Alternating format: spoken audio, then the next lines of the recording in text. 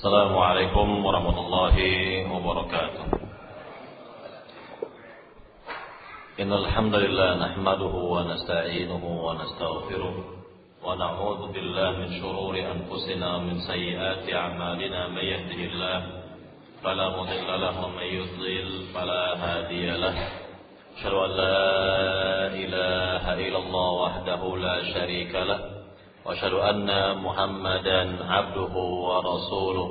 أما بعد فإن أصدق الحديث كتاب الله وخير الهدي هدي محمد صلى الله عليه وسلم وشر الأمور محدثاتها وكل محدثة بدعة وكل بدعة ضلالة وكل ضلالة في النار.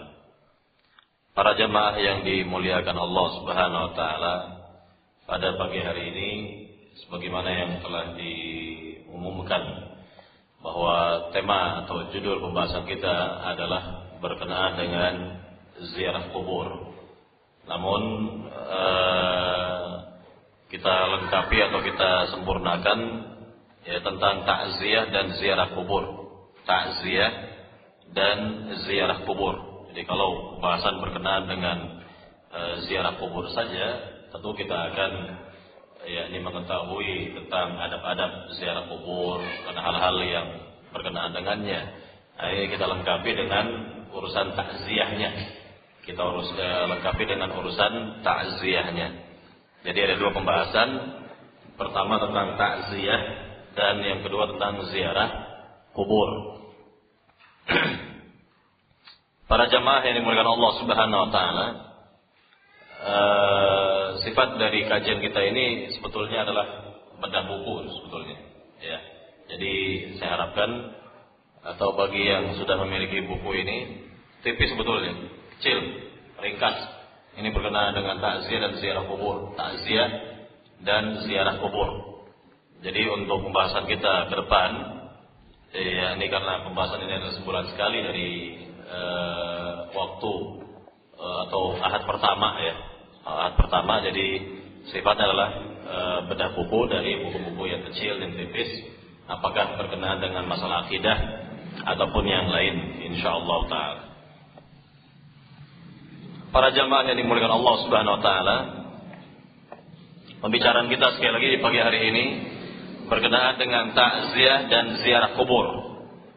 Yang pertama tentang takziah, kita akan jelaskan. Kita akan lihat di sini makna dari takziah, definisi takziah. Ini karena lafaz ini sering kita dengar ya. Sering kita dengar lafaz takziah. Namun kita juga harus mengetahui apa sebenarnya makna dari takziah. Kemudian kita akan lihat hukum takziah. Kemudian hikmah dari takziah. Kemudian waktu takziah. Waktu takziah. Kemudian berkenaan dengan masa dari takziah. Masa takziah. Kemudian mentakziahi orang kafir atau mentakziah orang kafir. Ini bagaimana hukumnya? Kemudian mentakziah orang muslim yang ditinggal mati oleh orang kafir. Kemudian lafaz takziah dan duduk-duduk untuk takziah. Nah, ini semua akan kita jelaskan ya seputar pembahasan takziah. Ya, takziah. Kemudian pembahasan yang kedua tentang ziarah kubur. Ini ada beberapa pembahasan, insyaallah kita akan jelaskan. Ya, ini berkenaan dengan ziarah kubur yang disyariatkan atau mulai dari definisi ziarah terlebih dahulu. Ya, definisi dari ziarah itu sendiri. Kemudian hukum dan hikmah dari ziarah kubur. Kapan disyariatkannya? Kemudian adab-adab ziarah kubur. Kemudian ziarah yang disyariatkan. Ya, ziarah yang disyariatkan. Kemudian kita akan jelaskan juga ziarah kubur yang terlarang. Ini ada yang menjurus kepada bid'ah dan ada juga ziarah kubur yang menjurus kepada syirik. Ya, ziarah kubur ada yang menjurus kepada bid'ah dan ada pula yang menjurus kepada syirik. Kemudian berikutnya kita akan jelaskan hukum-hukum yang berkaitan dengan ziarah kubur. Ya, ini misalnya hukum ziarah kubur bagi wanita bagaimana? Ya, apa hukumnya? Kemudian hukum mengadakan perjalanan jauh semata-mata untuk ziarah kubur. Ya, yang ditujukan atau diniatkan untuk ziarah kubur, mungkin kubur orang tua, kubur famili atau yang semisal. Dan yang lainnya kita akan jelaskan berkenaan dengan masalah seputar ziarah kubur. Para jamaah yang dimuliakan Allah Subhanahu wa taala, jelas pembahasan ini insyaallah bermanfaat dan pembahasan yang berdasarkan dalil baik dari Al-Qur'an maupun sunnah Nabi yang mulia sallallahu alaihi wasallam, maka tolong diperhatikan dari awal dan didengarkan dengan baik. Tulis ya pertanyaan kalau ada yang muskil, hal-hal yang belum jelas, maka silakan ditanyakan selesai dari pembahasan ini ya insyaallah taala. Para jamaah yang dimuliakan Allah Subhanahu wa taala, sekarang kita menuju kepada pembahasan yang pertama, yaitu tentang ta'ziyah. Pembahasan yang pertama tentang ta'ziyah. Yang pertama yang akan kita jelaskan adalah tentang definisi ta'ziyah atau makna dari ta'ziyah. Ta'ziyah ini sering kita dengarkan, ya, kata-kata ta'ziyah ini sering kita dengarkan, sering kita mendengarnya. Maka asal kata dari ta'ziyah adalah diambil dari kata al-aza. Ya, al-aza. Al-aza itu sendiri bermakna kesabaran seseorang atas sesuatu yang hilang. Yani kesabaran atau sikap sabar seorang atas sesuatu yang hilang. Ini makna dari al-aza. Al-aza. Jadi ta'ziyah itu sendiri bermakna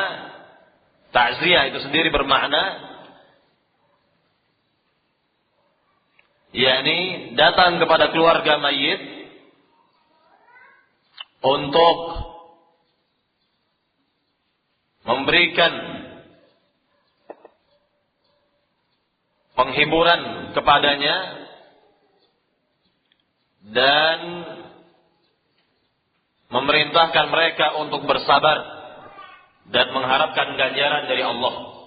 Jadi datang kepada keluarga mayit tentunya dalam rangka menghibur, kedatangan kita ini dalam rangka menghiburnya dan sekaligus memerintahkan kepada mereka yang sedang bersedih agar bersabar dalam menghadapi musibah ini dan agar mereka juga berharap ganjaran pahala dari Allah Subhanahu wa taala. Nah, di sini ada keterangan dari Imam Nawawi. Al-Imam Nawawi memberikan keterangan tentang makna dari ta'ziyah. Beliau katakan ta'ziyah itu adalah mendorong untuk bersabar, menghibur keluarga mayit, meringankan kesedihannya dan memberikan pemahaman kepada mereka bahwa musibah yang mereka alami adalah ringan sebenarnya. Ini sudah saya jelaskan dahulu. Kenapa kok kalau kita tertimpa musibah atas wafatnya seorang yang kita cintai, maka segeralah kita ingat dengan wafatnya Nabi Muhammad SAW. Nah, jawabannya adalah agar musibah yang kita alami tidak terasa berat, agar terasa ringan dia. Karena sebenarnya musibah yang menimpa diri Nabi Muhammad atau wafatnya beliau itu jauh lebih besar dari apa yang menimpa diri kita dari kematian atau wafatnya orang yang kita cintai, seperti orang tua, anak misalnya, atau pasangan.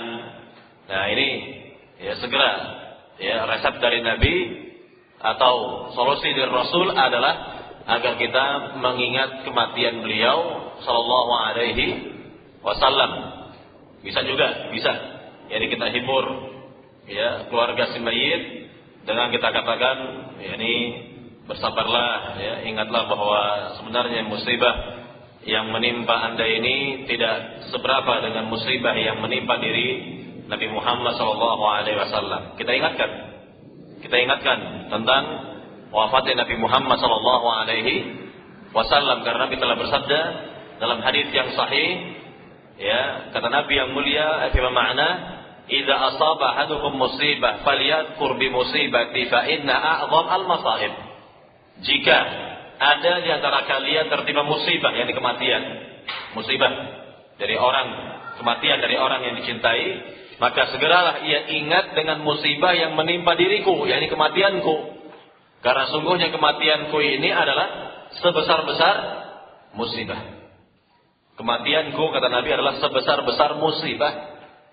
Ya, nah ini fungsinya, hikmahnya, tujuan agar kita mengingat kematian Nabi SAW adalah agar apa? Terasa ringan. Yang kita hadapi ini terasa ringan begitu. Nah ini saya berikan ini semacam pengertian begini. Kalau misalnya, ya, ada dua orang yang kita cintai meninggal. Ada dua orang ya. Ada dua orang yang kita cintai meninggal. Orang yang pertama dan yang kedua, begitu ya.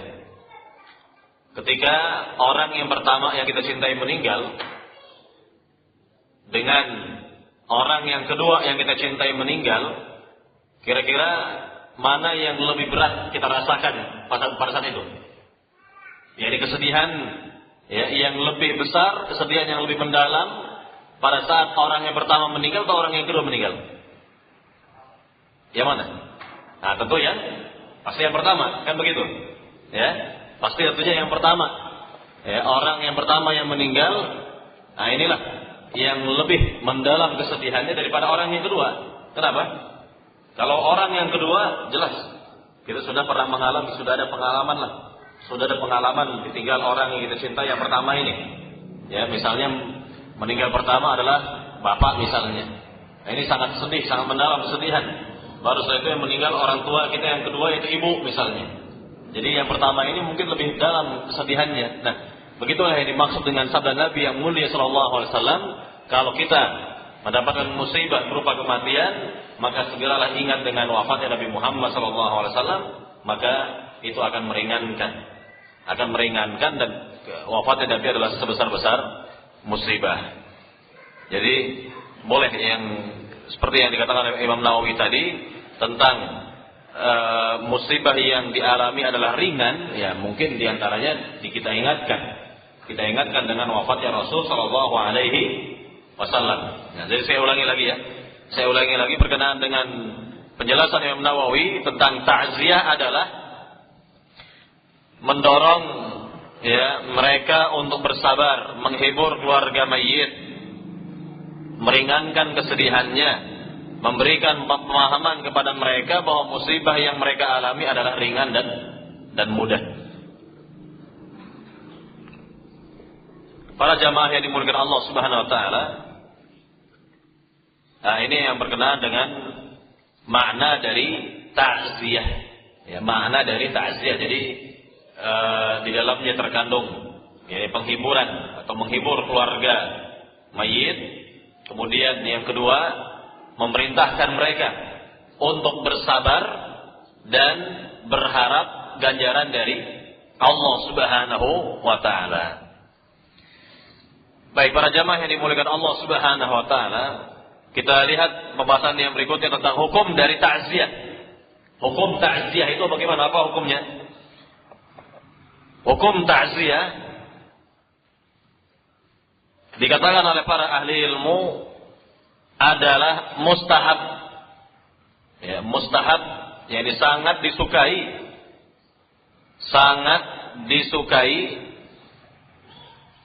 Dalam hal ini Al-Wazir bin Hubairah mengatakan bahwa para ahli ilmu sepakat mengatakan bahwa takziah kepada keluarga mayit adalah mustahab. Ya, ini sangat-sangat disukai. Ya, sangat disukai. Ini berdasarkan sabda Nabi yang mulia sallallahu alaihi wasallam dalam riwayat Ibnu Majah dan dihasankan oleh Syalbani rahimahullah dalam riwayat Amr bin Hazm bahwa Nabi bersabda, "Ma min mu'min yu'azzi akhahu bi musibah illa kasahu Allah subhanahu min hulalil karamah yaumal qiyamah." Tidaklah seorang mukmin bertakziah kepada saudaranya yang terkena musibah kecuali Allah akan memakaikan kepadanya pakaian kemuliaan di negeri akhirat kelak. Ya, akan dipakaikan pakaian kemuliaan oleh Allah Subhanahu wa taala di negeri akhirat kelak. Ya, jadi ini merupakan hak, tentunya sebetulnya hak bagi seorang muslim atas muslim lainnya. Maka Nabi menyebutkan dalam riwayat yang lain, hakul muslim al muslim sit, hak muslim atas muslim lainnya ada 6. Di antaranya apa? Ya, apabila yakni meninggal maka ikutilah jenazahnya, artinya ikutilah, yakni selenggarakanlah dengan baik, dan tentunya di dalamnya mengandung yakni keterangan untuk menghibur dan mendoakan keluarga si mayit serta mendoakan si mayit. Allah taala. Kemudian berkenaan dengan hikmah sekarang, hikmah dari takziah. Mengenai hikmah takziah, yang pertama, ya tentunya takziah itu memiliki atau mengandung pahala ya. Sebelum kita jelaskan hikmah takziah, jadi bagi mereka yang bertakziah tentunya akan diganjar oleh Allah Subhanahu wa taala, diberi pahala yang besar oleh Allah Subhanahu wa taala. Karena ini adalah dalam rangka penunaian hak seorang muslim. Penunaian hak seorang muslim. Jelas akan diberi pahala yang besar oleh Allah Subhanahu wa taala. Sekarang berkenaan dengan hikmah dari takziah, yang pertama meringankan orang yang terkena musibah dan menghiburnya. Nah, ini jelas. Jadi kedatangan kita, maksud kita datang kepada keluarga si mayit adalah dalam rangka menghiburnya, meringankan penderitaannya, dan mudah-mudahan dengan kehadiran kita di sana hatinya terhibur. Ya, hatinya terhibur begitu. Ya. Jadi tidak yakni sedih berkepanjangan dan lain sebagainya. Ya. Kemudian hikmah yang kedua adalah membangkitkan dirinya untuk bersabar. Yakni membangkitkan bagi diri keluarga yang terkena musibah untuk bersabar dan meraih pahala dari Allah Subhanahu wa taala, serta merelakan diri terhadap takdir Allah Subhanahu wa taala. Ini pasrah dengan takdir Allah, menerimalah. Ya, menerima, intinya menerima ketentuan atau takdir Allah Subhanahu wa taala. Ya, ini tujuan atau hikmah dari ya takziah. Jadi kita ingatkan, orang yang bertakziah juga harus mengingatkan kepada keluarga si mayit bahwa ini adalah takdir, ketentuan dari Allah Subhanahu wa taala. Hendaknya bersabar menghadapi ketentuan ya takdir Allah Subhanahu wa taala ini ya, dan ya berharaplah ganjaran dari Allah Subhanahu wa taala. Ya, kita minta dia, kita harapkan dia untuk banyak ya berharap kepada Rabbul Alamin, kepada Allah Subhanahu wa taala. Kemudian yang ketiga, hikmah yang ketiga adalah mendoakannya agar Allah menggantikan musibahnya dengan pahala yang besar.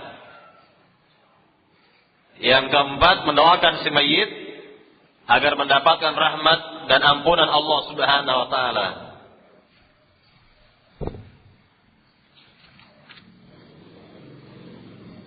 Kemudian yang berikutnya lagi, mencegah mereka untuk meratap atau menolak dari perbuatan niyahah atau meratap. Misalnya, jika ada di antara anggota keluarga itu yang meratap, yakni menangis dengan sejadi-jadinya, maka keberadaan kita di sana untuk menenangkan suasana dan menolak perbuatan seperti itu, ya mungkin dengan cara menenangkan suasana, dialihkan ya mereka ini kepada yang lain, jadi atau diingatkan ya agar mereka tidak meratap, karena meratap merupakan dosa besar dan meratap ini dapat membahayakan bagi si mayit, ya sebagaimana hadis yang umum dari Nabi SAW yang menjelaskan bahwa ya, secara makna yang saya bawakan bahwa ratapan keluarga si mayit akan berdampak buruk atau menyebabkan si mayit dihukum oleh Allah Subhanahu wa taala.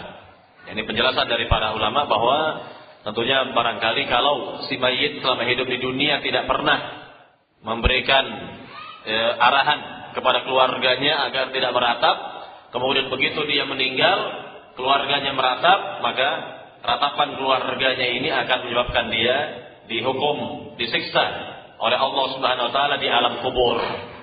Atau pengertian yang lainnya bahwa si mayit ketika hidup di dunia tidak pernah melarang jika ia melihat ada anggota keluarga yang berniyaha atau meratap, maka tidak ada yakni pelarangan sama sekali, sehingga kelak si mayit atau ketika orang ini meninggal akan mendapatkan siksa atau hukuman dari Allah Subhanahu wa taala.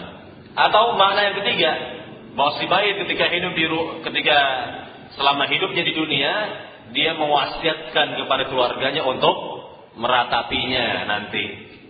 Diwasiatkan kalau saya meninggal nanti jangan lupa tolong diratapi. Nah, ini wasiat yang jelas-jelas, dapat mengakibatkan si mayit mendapat siksa di alam kubur. Nah, inilah penjelasan dari para ahli ilmu berkenaan dengan hadis yang tadi. Allah taala alam. Inilah berkenaan dengan hikmah dari takziah. Kemudian berkenaan dengan waktu takziah sekarang. Penjelasan tentang waktu dari bertakziah. Kapan kita bisa bertakziah? Dijelaskan oleh para ahli ilmu bahwa boleh saja seorang bertakziah pada saat mayit belum dikubur atau sudah mayit dikubur. Ini sebelum mayit dikubur atau sudah mayit dikubur. Dan sebagian dari mereka mengatakan lebih baik setelah mayit itu dikubur. Kenapa? Karena keluarga si mayit lebih besar kehilangan, lebih merasa besar kehilangan terhadap orang yang dicintainya itu setelah orang yang dicintainya itu dikubur.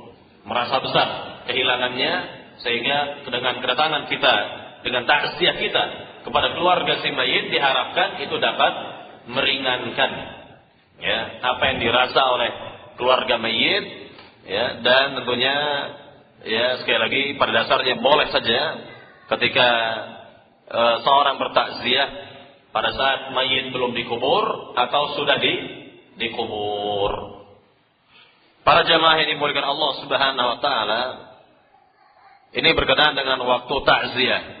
Kemudian berkenaan dengan masa berkabung. Ini bagi keluarga bagi keluarga yang kemalangan ini atau mendapatkan musibah, maka tidak dibenarkan berkabung lebih dari 3 hari, sebagaimana Nabi bersabda dalam hadis muttafaqun alaih riwayat Bukhari dan Muslim, kata Nabi yang mulia, la yahillu limra'atin tu'minu billahi wal yawmil akhir an tuhidda fawqa thalath illa ala zawjin 4 ashhur wa 10. Tidak halal bagi seorang wanita beriman kepada Allah dan hari akhirat bahwa ia berkabung lebih dari 3 hari, kecuali bagi seorang istri yang ditinggal suaminya, maka ia dikatakan berkabung di sini selama 4 bulan 10 hari. 4 bulan 10 hari artinya ini yang dimaksudkan adalah masa iddahnya. Masa iddahnya adalah 4 bulan 10 hari. Jadi berkenaan dengan masa berkabung memang tidak dibenarkan lebih dari 3 hari, masa bersedih. Lebih dari itu tidak boleh lagi bersedih. Tidak boleh bersedih, dan juga tidak boleh melakukan hal-hal yang tidak ada contoh dari Nabi SAW. Misalnya begini, di antara orang ketika atau pada saat hari berkabung begitu itu semua kaca atau cermin itu ditutup atau ditutup dengan kain misalnya. Maka seperti ini tidak ada contoh dari Nabi SAW. Ini tanda berkabung misalnya, tanda berkabung. Ini tidak ada contoh dari Nabi yang seperti ini. Atau beberapa ya ini kegiatan lagi atau aktivitas lainnya memang tidak ada contoh dari Nabi Shallallahu Alaihi Wasallam yang menandakan masa berkabung, ya, masa berkabung. Wallahu taala alam. Kemudian yang perlu difahami di sini, jika kita sudah bertakziah kepada keluarga yang kemalangan ini, maka tidak boleh kita mengulangi takziah untuk yang kedua kali. Tidak boleh kita mengulangi, ya, masa atau takziah itu sendiri untuk yang kedua kali. Kenapa demikian? Karena dikhawatirkan dapat membangkitkan kesedihan, ya, dapat membangkitkan kesedihan keluarga si mayit, keluarga mayit ini.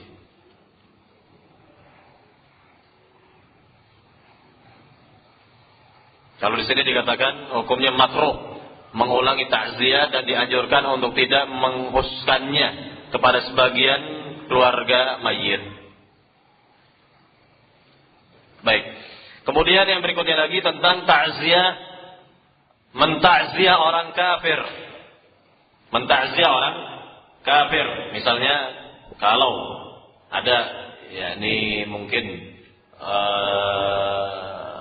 orang kafir, apakah sebagai tetangga misalnya atau yang lainnya, kalau memang mati dalam keadaan kafir, mati dalam keadaan musyrik, maka dalam hal ini para ahli ilmu, diantaranya Dr. Shalih Al-Fauzan, menjelaskan bahwa tidak boleh hukumnya mentakziah orang kafir, kecuali kalau orang itu belum meninggal, ya belum meninggal, maka boleh saja kita datang kepadanya untuk mendakwahkannya, sebagaimana Rasulullah SAW datang kepada pemuda Yahudi yang sedang sekarat, datang kepada pemuda Yahudi yang sedang sekarat dan mendakwahkannya. Nabi dakwahkan pemuda ini agar masuk agama Islam, dan pemuda ini melihat kepada bapaknya dan, ya, orang tua pemuda tersebut berkata kepada anaknya, "Ati' Abul Qasim, hendaknya engkau taati Abul Qasim, yakni Muhammad itu." Maka masuklah si pemuda ini kepada agama Islam, baru setelah itu dia meninggal. Maka Nabi yang mulia mengatakan, "Alhamdulillahilladzi anqadhahu Allahu minan nar." Yani segala puji bagi Allah Subhanahu wa taala yang telah menyelamatkannya dari siksa api neraka. Nah, ini boleh.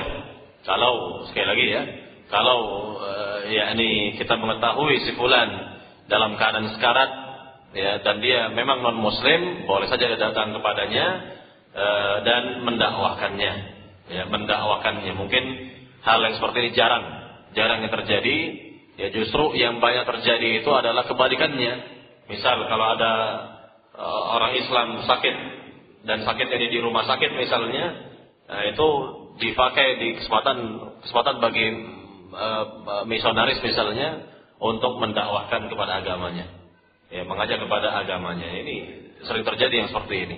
Tapi untuk kebalikannya mungkin jarang terjadi, ya, karena lemahnya iman kaum muslimin di zaman sekarang, lemahnya dakwah umat Islam di zaman sekarang ini, maka menyebabkan mereka tidak mau, tidak berani, tidak mau, segan mungkin untuk mendakwahkan non muslim kepada agama Islam. Justru ini kesempatan bagi kita untuk mendakwahkannya agar ia tertarik dengan agama ini, masuk kepada agama ini, mengucapkan dua kalimat syahadat sebelum ajal menjemputnya. Dan ini adalah satu keberuntungan tersendiri bagi siapa saja yang dapat mendakwahkan Islam, ya, kepada non muslim. Maka Nabi katakan kepada Ali bin Abi Thalib dalam riwayat yang sahih, "La yahdiyallahu bika rajulan wahida khairun laka min humurin na'am." Ya, artinya jika seorang masuk agama Islam berkat dakwahmu, maka yang seperti ini jauh lebih baik bagi dirimu daripada dunia dan seisinya. Jadi ini ganjaran, pahala besar bagi mereka yang dapat mendakwahkan orang-orang kepada agama Islam, masuk kepada agama Islam ini. Baik, para jamaah yang dimuliakan Allah Subhanahu wa taala, penjelasan yang berikutnya adalah mentakziah seorang muslim yang ditinggal mati oleh orang kafir. Mungkin begini yang dimaksud. Ya, ini ada teman kita muslim, ya, kemudian orang tuanya barangkali kafir. Orang tuanya kafir, dan teman kita ini adalah muslim dia, maka dalam hal ini menurut para ahli ilmu baik dari mazhab Syafi'iyah dan pula yang lainnya membolehkan hal ini, namun dalam riwayat Imam Malik dan Hanabilah tidak membolehkannya.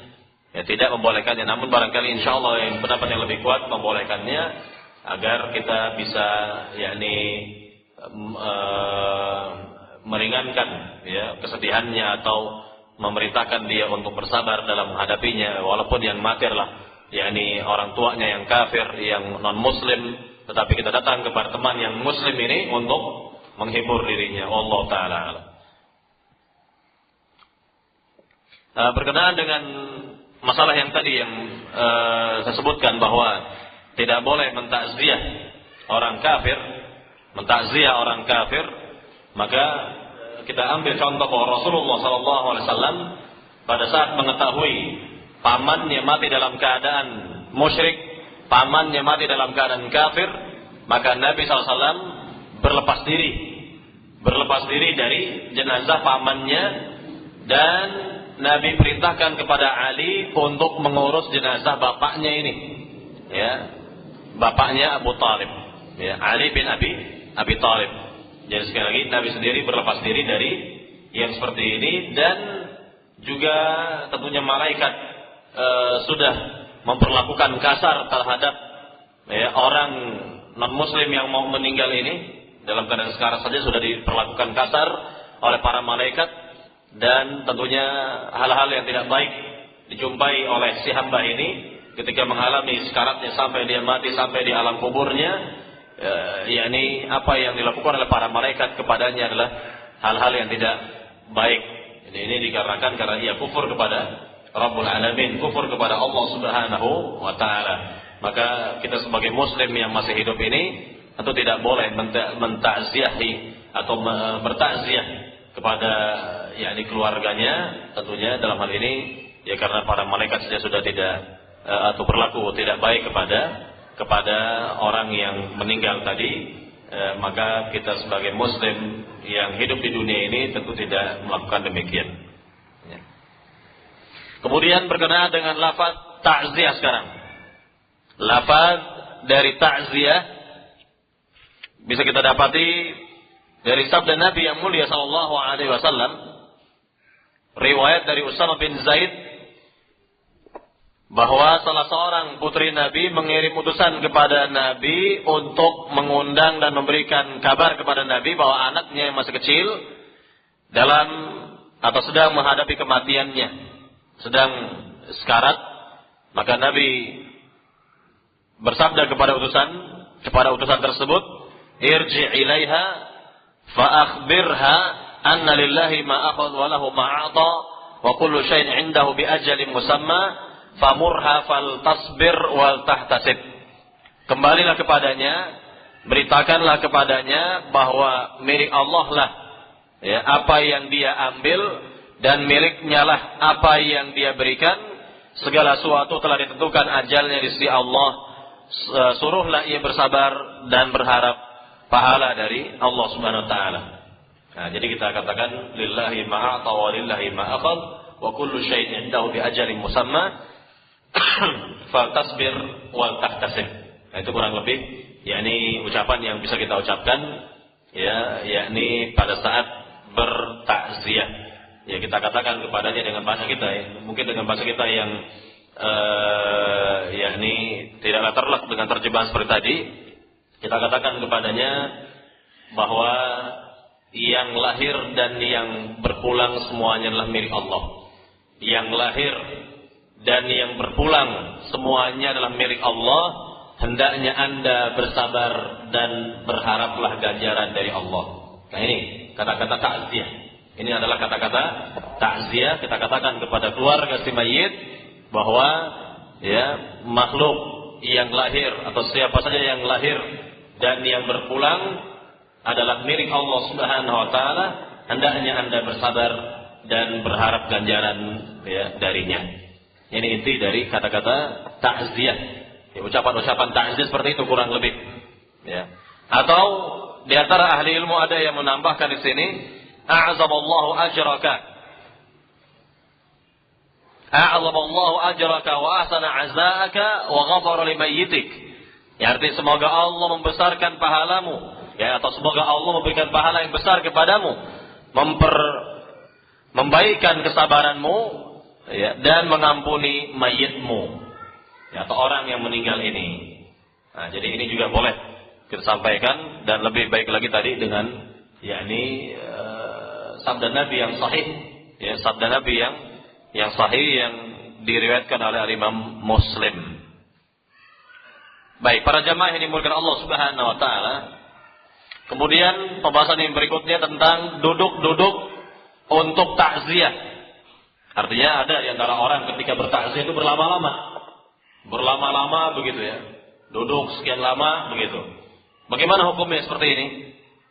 Bagaimana hukumnya? Dijelaskan oleh para ahli ilmu berkenaan dengan duduk-duduk dalam takziah ini atau berlama-lama dalam takziah. Dikatakan di sini tidak ada petunjuk dari Nabi bahwa orang-orang berkumpul untuk takziah dan membaca Al-Quran, baik di kuburan maupun tempat yang lain, maka semuanya itu adalah bid'ah dan merupakan hal baru yang dibenci. Kemudian para ulama memakruhkan duduk-duduk untuk takziah, memakruhkan untuk duduk-duduk dalam takziah. Jadi pada dasarnya tidak boleh lama-lama dalam bertakziah, itu tidak boleh berlama-lama. Ya, kita cukup yakni hadir di hadapan keluarga si mayit, kemudian menghibur mereka, lalu memerintahkan mereka untuk bersabar dan mengharap ganjaran dari Allah Subhanahu wa taala, dan tentunya tidak lama-lama. Tidak lama-lama. Begitu pula berkenaan dengan orang yang mengurus jenazah, maka hendaknya segera diurus jenazah dengan cepat, ya, dimandikan, dikafankan, disolatkan, kemudian langsung dikubur, ya, langsung dibawa ke makam untuk dikubur, dan tentunya tidak menunggu lama-lama sampai besok hari misalnya dan seterusnya demikian. Jadi untuk duduk-duduk dalam takziah ini mesti dihindari, jangan berlama-lama dalam hal ini. Ya, ini cukup kita hadir dan memberikan yakni hiburan kepada orang yang kemalangan, kemudian tentunya mendoakan keluarga, mendoakan si mayit, dan memerintahkan mereka untuk bersabar, dan juga memerintahkan mereka untuk bersabar dan mengharapkan ganjaran dari Allah Subhanahu wa taala. Para jamaah yang dimuliakan Allah Subhanahu wa taala, ini semua berkenaan dengan takziah. Ini semua permasalahan tentang takziah. Ya, mudah-mudahan dapat difahami ya. Dan nanti silakan tulis dari hal-hal yang muskil, yang belum paham berkenaan dengan takziah untuk ditanyakan. Kemudian pembahasan yang kedua mengenai ziarah kubur. Ya, mengenai ziarah kubur kita akan jelaskan tentang ziarah kubur. Yang pertama sekali adalah berkenaan dengan makna ziarah. Makna dari ziarah. Ziarah ini sudah menjadi bahasa Indonesia ini. Ya, sebagaimana takziah sudah menjadi bahasa Indonesia. Jadi ziarah, ya, yang asal katanya adalah az-ziyarah, atau dari kata asal kata zara yazuru, yang bermakna al-qasdu, yakni bermaksud atau menuju. Bermaksud atau menuju. Sedangkan menurut istilah, ziarah adalah mengunjungi orang yang ia tuju atau yang ia maksud dalam rangka memuliakannya dan merasakan kenyamanan dengannya. Ini makna ziarah. Secara umum makna ziarah seperti ini. Adapun ziarah kubur, ya, adapun ziarah kubur artinya pergi menuju kubur untuk memberikan salam atau doa kepada ahli kubur, memberikan salam kepada ahli kubur dan mendoakannya. Ya, mendoakannya. Jadi kalau dilihat di sini berarti ziarah ini kedudukannya hampir sama dengan sholat jenazah. Karena sholat jenazah juga bermaksud untuk memberikan apa? Memberikan apa? Doa. Memberikan doa atau mendoakan si mayit lah. Mendoakan ya kebaikan untuk untuk kebaikan-kebaikan si mayit. Namun tentunya caranya kaifiahnya berbeda. Kalau sholat tentu dengan gerakan dan bacaan tertentu, adapun ziarah tidak ada. Ya, tidak ada gerakan seperti ini atau bacaan seperti ini, kurang lebih. Ya intinya untuk mendoakan si mayit. Kemudian para jamaah yang dimulakan Allah Subhanahu wa taala berkenaan dengan salam. Ini kalau kita melewati kubur-kubur kaum muslimin, tentu yang kita ucapkan adalah salam. Mengucapkan salam kepada mereka, yang dimaksud salam di sini adalah doa, maksudnya adalah doa dan tidak dimaksud untuk ini mengharapkan balasan dari mereka atau menjawab salam kita. Ya, jadi di antara salam yang diriwayatkan dari Nabi atau datang dari Nabi SAW, pertama dari riwayat Buraidah. Yang pertama dari riwayat Buraidah, ini dalam riwayat Imam Muslim, bentuk salamnya adalah Assalamualaikum ahlad diyar minal mu'minina wal muslimin wa inna insyaallah bikumul lahiqun nas'alullah lana wa lakumul afiyah. Ya, artinya kesejahteraan atas kalian wahai penghuni kubur dari kaum mukminin dan muslimin, sungguhnya kami insyaallah akan menyusul kalian.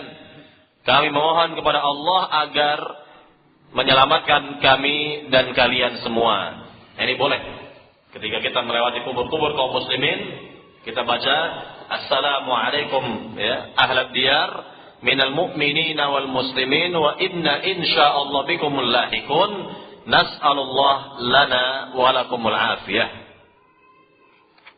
Atau dalam riwayat yang lain, dalam riwayat Ibnu Abbas, dalam riwayat Imam Tirmidzi, apa lafaznya? Itu Assalamualaikum ya ahlal kubur yaghfirullahu lana wa lakum wa antum salafuna wa nahnu bil athari wa nahnu bil athar. Ya, sekali lagi Assalamualaikum ya ahlal kubur yaghfirullahu lana wa lakum antum salafuna wa nahnu bil athar. Ya, artinya kesejahteraan atas kalian wahai penghuni kubur, semoga Allah mengampuni kami dan kalian. Kalian adalah para pendahulu kami, sedangkan kami akan mengikuti jejak kalian. Ya, ini boleh seperti ini. Atau misalnya dalam riwayat Aisyah, ini ada beberapa riwayat ya. Yang ketiga ini dalam riwayat Aisyah, lafaznya adalah Assalamualaikum dara qaumin mu'minin antum lana farat wa nahnu bikum lahiqun. Allahumma la tahrimna ajrahum wa la taftinna ba'dahum. Ya, artinya kesejahteraan atas kalian wahai penghuni kubur dari kaum mukminin. Bagi kami kalian adalah para pendahulu dan kami akan menyusul kalian. Ya Allah, jangan halangi kami mendapatkan pahala semisal yang mereka dapatkan, dan janganlah engkau turunkan fitnah kepada kami sepeninggal mereka. Nah, ini ya, ucapan-ucapan yang bisa kita ucapkan ketika melewati kubur. Dan biasanya yang mana ini? Dari tiga riwayat yang mana yang bisa dipakai? Riwayat yang pertama, yaitu riwayat dari Buraidah, ataukah riwayat Ibnu Abbas atau Aisyah yang biasa dipakai? Ada yang pertama, ada yang kedua, boleh. Ada yang juga yang ketiga, misalnya riwayat Aisyah, silakan. Ya, kalau yang mau yang pertama, ya, ini Assalamualaikum ahlad diyar minal mu'minina wal muslimin wa inna insyaallah bikumul lahiqun nas'alullah lana wa lakumul afiyah. Ini kalau nggak bisa bahasa Arabnya boleh dengan bahasa Indonesia, tapi lebih utama dengan bahasa Arabnya. Ya, kalau tidak bisa atau tidak hafal bahasa Arabnya boleh dengan bahasa Indonesia, namun yang lebih utama dengan bahasa Arabnya ini. Nah, ini kalau melintas ya ini kubur-kubur kaum muslimin, nah boleh kita memberikan salam kepada mereka dengan ucapan seperti ini. Baik. Kemudian berkenaan dengan hukum ziarah sekarang. Hukum ziarah. Hukum ziarah, yakni secara umum berkenaan dengan hukum ziarah, ya, bagi pria dan wanita adalah sama sebenarnya, yakni hukumnya sunnah untuk melakukan ziarah kubur, sebagaimana sabda Nabi yang umum. Sabda Nabi yang umum, Nabi katakan, kuntu nahaitukum an ziyaratil qubur fazuruha. Dahulu aku melarang kalian, dalam riwayat Imam Muslim, dahulu aku melarang kalian untuk melakukan ziarah kubur, namun sekarang ziarahilah.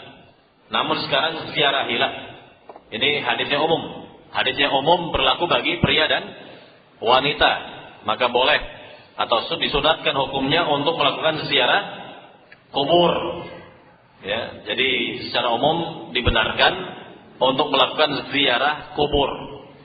Khusus bagi wanita ya. Kalau ini berkenaan dengan ziarah kubur, ya, berkenaan dengan wanita untuk ikut proses penguburan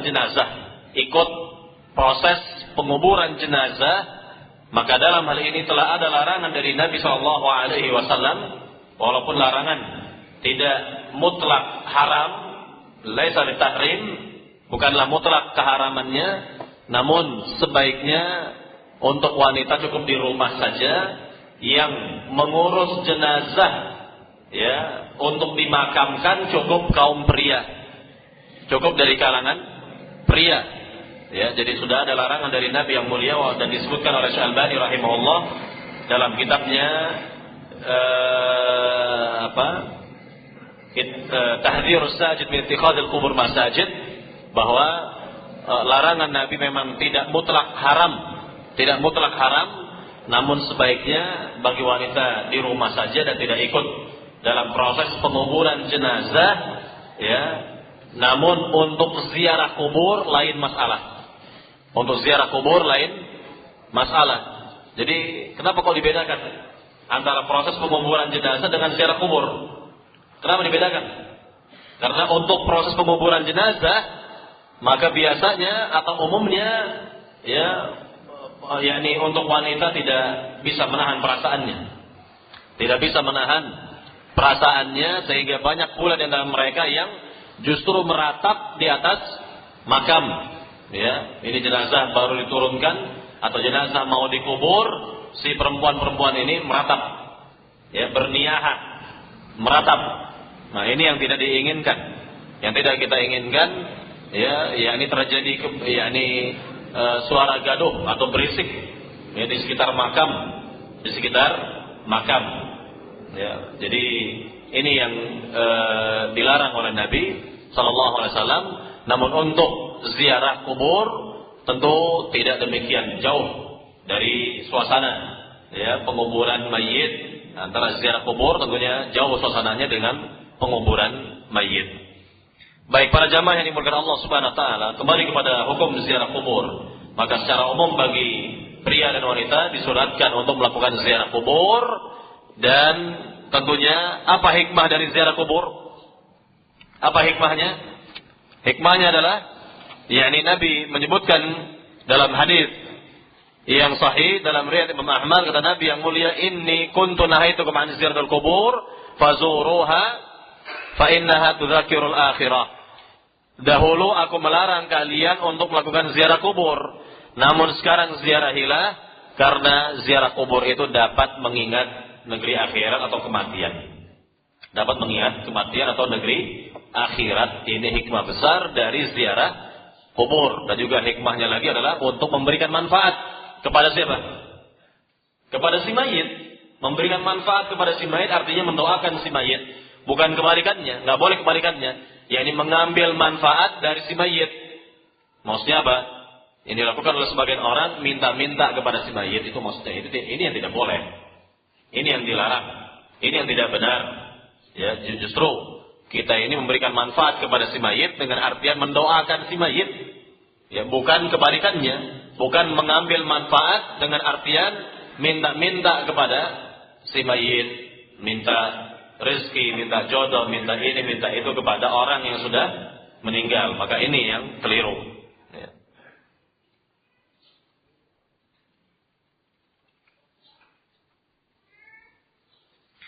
Kemudian berkenaan dengan adab dan tata cara ziarah kubur yang disyariatkan oleh agama, tentu yang pertama sekali adalah ketika seorang hendak melakukan ziarah kubur, niatnya tidak boleh melenceng.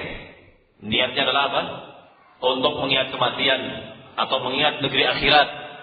Kemudian sampainya di gerbang area pemakaman, melepaskan ya alas kaki, mencopot alas kaki, kecuali kalau diyakini ada hal-hal yang dapat membahayakan, maka tidak boleh, maka tidak dicopot, tidak dilepas alas kaki tersebut.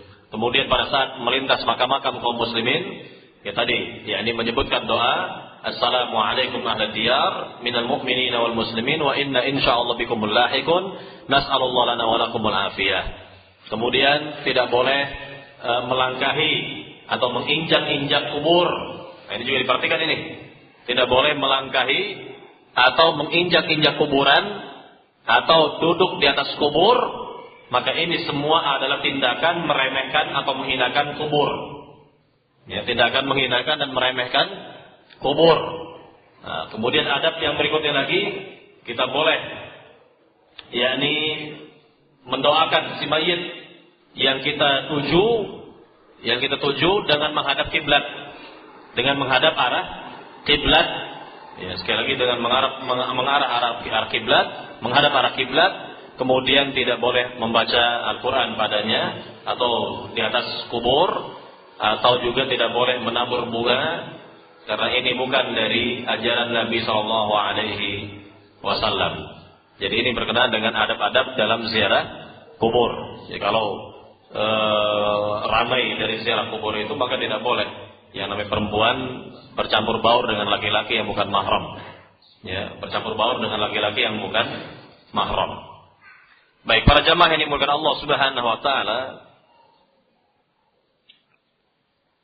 berkenaan dengan ziarah ke makam Nabi sallallahu alaihi wasallam, maka ketika seorang menuju negeri Madinah, ini saya tanya kepada para jamaah, pada saat seorang menuju ke kota Madinah atau negeri Nabi sallallahu alaihi wasallam, maka niat pertama, niat asal yang ada di hati seorang muslim tersebut, apakah ya ziarah ke Masjid Nabawi ataukah ziarah ke makam Rasul?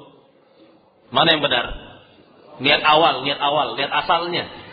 Niat asal atau niat awal adalah ziarah ke Masjid Nabawi. Karena ini berkenaan dengan sabda Nabi yang mulia. Ya, sesuai dengan sabda Nabi yang mulia. Nabi bersabda dalam hadis yang sahih, la tushaddur rihal illa ila talati masajid. Ya, jangan diadakan perjalanan yang bernilai ibadah kecuali pada 3 masjid, kata Nabi, pada 3 masjid. Nabi tidak pernah mengatakan kecuali pada kuburanku misalnya. Tidak ada contoh seperti ini. Jadi Nabi hanya mengatakan la tushaddur rihal illa ila talati masajid. Jangan mengadakan perjalanan yang bernilai ibadah kecuali pada 3 masjid, diantaranya Masjid Nabawi yang beliau sebut dalam sabdanya yang mulia ini. Jadi niat asal, niat awal yang ada di hati seorang muslim ketika menuju negeri Madinah adalah ziarah ke Masjid Rasul, Masjid Nabawi. Maka sampainya kita di sana, misal ya, kalau kita melakukan ziarah ke Masjid Rasul dan ketika itu belum ya ditegakkan sholat 5 waktu, maka ketika kita masuk ke Masjid Nabawi, cukup kita mengerjakan sholat tahiyatul masjid, sholat tahiyatul masjid. Tidak ada yang lainnya. Tidak ada aktivitas yang lain dalam rangka ziarah ke Masjid Rasul. Jadi cuma mengerjakan sholat tahiyatul masjid. Ya, apakah yakni di raudhah misalnya? Apa raudhah itu? Raudhah adalah taman. Ya, yakni yang disebut oleh Rasulullah SAW, raudhatun min riyadil jannah. Yani tamanku ini adalah taman dari taman-taman surga. Maksudnya adalah antara mimbar Rasul dengan makamnya, antara mimbar Nabi dengan makamnya itu disebut dengan raudhah. Jadi boleh ketika seorang sholat tahiyatul masjid, apakah di raudhah atau di luar raudhah, ini boleh. Yang jelas masih termasuk di Masjid Nabawi. Kemudian baru sudah itu menuju makam Nabi Sallallahu Alaihi Wasallam, sekedar ya artinya untuk ziarah ke makam Rasul, yakni sekedar mengucapkan salam kepada Nabi, kemudian salam kepada Abu Bakar Siddiq dan salam kepada Umar Al-Khattab. Nah, setelah itu baru pergi atau beranjak dari tempat tersebut. Tidak boleh lama-lama berada di makam Rasul atau dekat makam Rasul Sallallahu Alaihi Wasallam. Baik, para jamaah yang dimuliakan Allah Subhanahu wa taala, khusus untuk negeri Madinah ya. Khusus untuk negeri Madinah, ada berapa masjid yang disyariatkan untuk diziarahi dan ada berapa kubur yang disyariatkan untuk diziarahi. Berapa masjid? Untuk di negeri Madinah. Di negeri Madinah ada berapa masjid? Ada 2 masjid yang disyariatkan untuk diziarahi. Yang pertama Masjid Rasul atau Masjid Nabawi, dan yang kedua Masjid Quba. Masjid Quba cuma 2 masjid. Dan untuk kuburan berapa? Untuk kuburan 3 kuburan. Yakni makam Rasul, kemudian makam Baqi al-Gharqad, dan makam syuhada Uhud. Makam syuhada Uhud. Nah, inilah 3 kubur ya yang disyariatkan untuk diziarahi. 2 masjid dan 3 kubur. 2 masjid dan 3 kubur yang diziarahi di negeri Madinah, di kota Madinah. Baik, tentunya tidak ada masjid-masjid yang lain seperti Masjid Qiblatain ya, atau masjid-masjid yang lain tidak ada contoh. Tidak ada contoh untuk diziarahi ya, atau sebagian orang menziarahi Mantiqatul Bayda atau yang lainnya. Ini tidak ada contoh. Dalam hal ini tidak ada syariatnya untuk diziarahi. Apalagi di negeri Mekah ya. Apalagi di negeri Mekah tidak ada yang patut untuk diziarahi kecuali Masjidil Haram. Ya, tidak. Kita lihat di antara kaum muslimin, lebih-lebih pada musim haji misalnya, banyak di antara mereka yang ziarah ke Gua Hira. Ziarahnya ke mana lagi? Ke ini dan sebagainya yang tidak ada contoh dari Nabi Sallallahu Alaihi Wasallam. Ya. Kemudian berkenaan dengan ziarah yang dilarang sekarang, ziarah kubur yang dilarang, ada 2. Yang pertama ziarah bid'ah, dan yang kedua ziarah syirik atau ziarah yang mengandung kesyirikan maksudnya. Sekali lagi, ziarah yang pertama ziarah yang mengandung bid'ah, dan yang kedua ziarah yang mengandung kesyirikan. Yang mengandung kesyirikan. Maka ziarah yang mengandung bid'ah adalah ziarah yang yang dilakukan dengan cara-cara atau kaifiyah yang tidak ada contoh dari Nabi Sallallahu Alaihi Wasallam. Jadi dengan cara-cara yang bid'ah yang tidak ada contoh dari Nabi Sallallahu Alaihi Wasallam. Sampai-sampai di antara orang menabur bunga dan lain sebagainya, semua yang tidak ada contoh dari Nabi Sallallahu Alaihi Wasallam.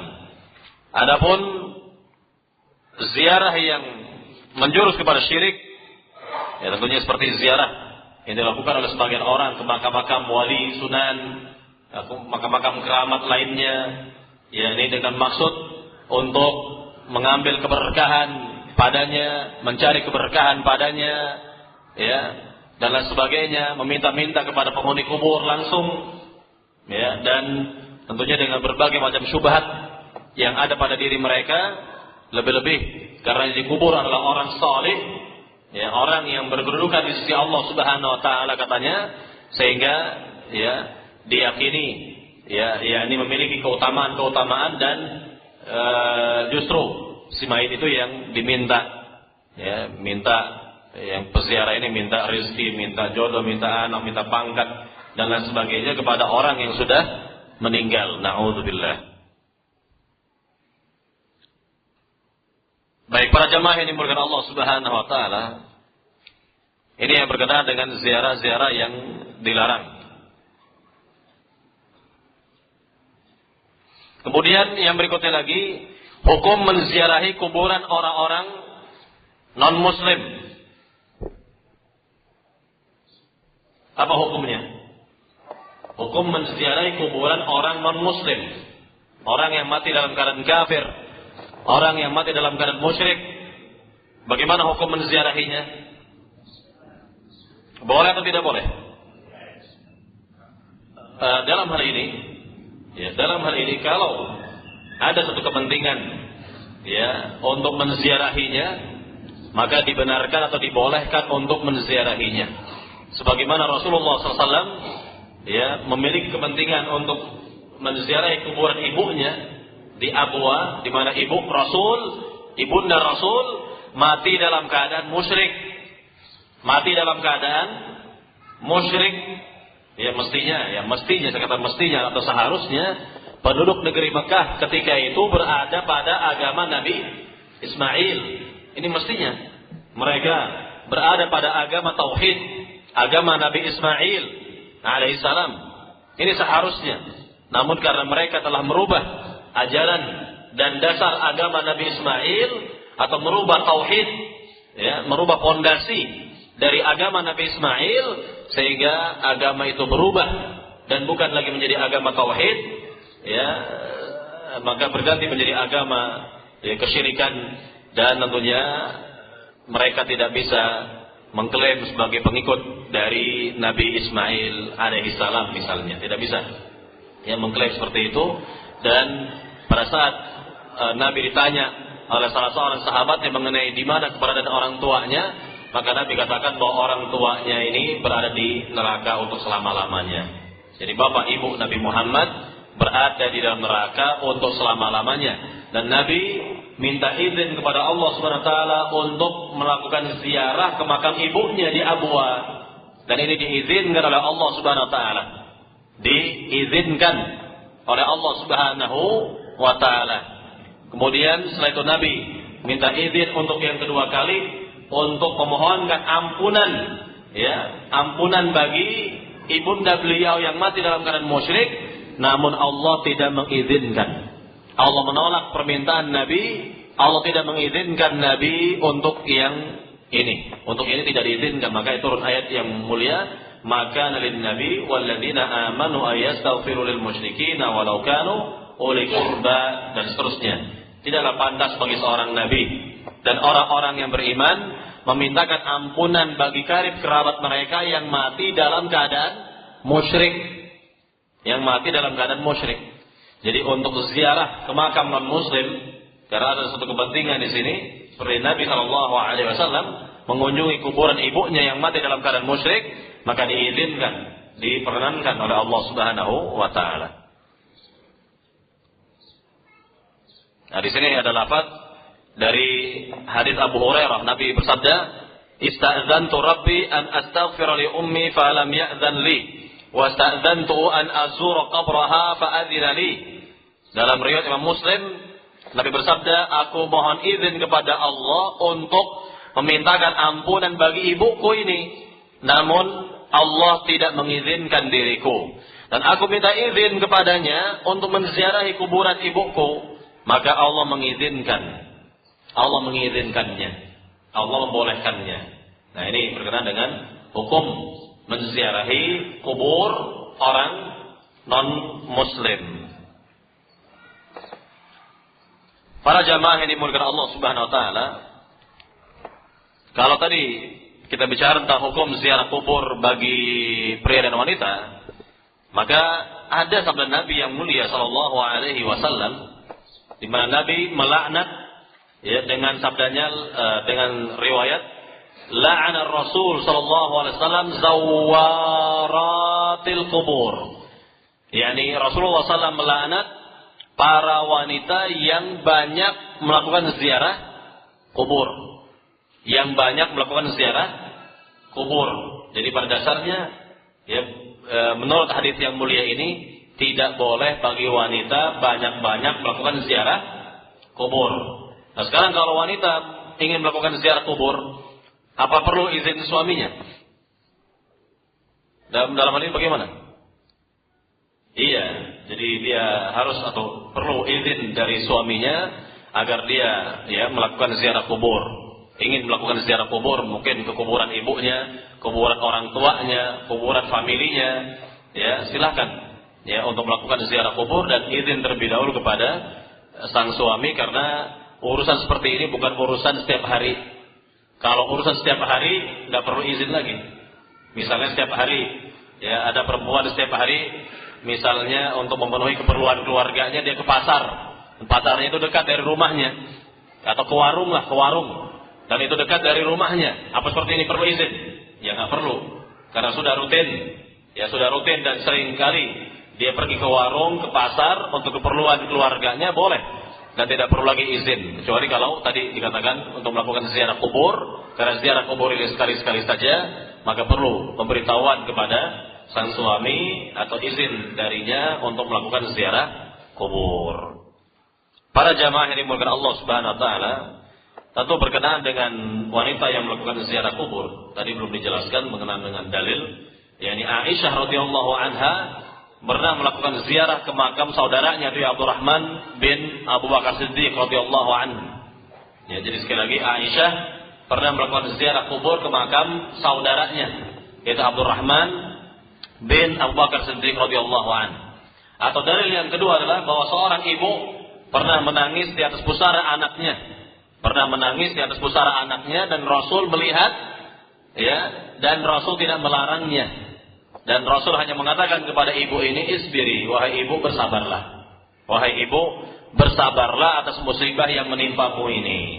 Jadi Rasul hanya mengatakan demikian kepada si perempuan, ya, yang melakukan ziarah ke makam anaknya tersebut. Jadi tidak pernah ada larangan dari Nabi sallallahu alaihi wasallam. Namun hadis Nabi yang tadi yang saya sebutkan, la'ana Rasul sallallahu alaihi wasallam zawaratil kubur, bahwa Nabi telah melaknat para wanita yang sering melakukan ziarah kubur. Ini kalau sering-sering, maka tidak boleh.